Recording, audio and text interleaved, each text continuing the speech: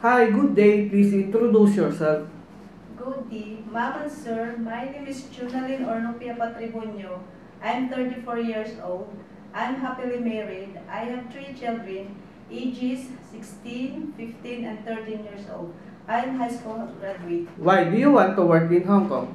I want to work in Hong Kong for my future kids' study and family needs. Do you have working experience abroad as a domestic helper? Yes, I have work experience in Jeddah, Saudi Arabia for 2 years and 1 month, and Qatar City 1 year and 4 months.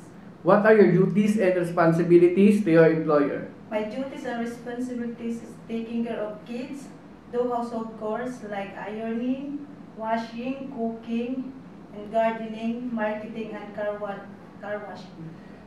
Did you take care of baby, child, or elderly? Yes, I take care of child and elderly.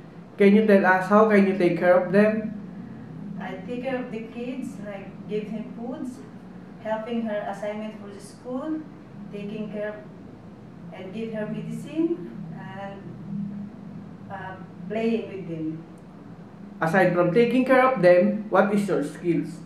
My skills is taking care of family, the household chores, cooking, like ironing, washing dishes, marketing, and gardening. What are the traits necessary to be a good domestic helper? Necessary for honesty, trustworthy, flexible, and household chores person. Lastly, anything else you want to tell to your future employer? Yes, Ma'am and Sir, if you hired me, I will do my best to take care of your family and kids and honesty. Thank you. Hope to see you soon in Hong Kong.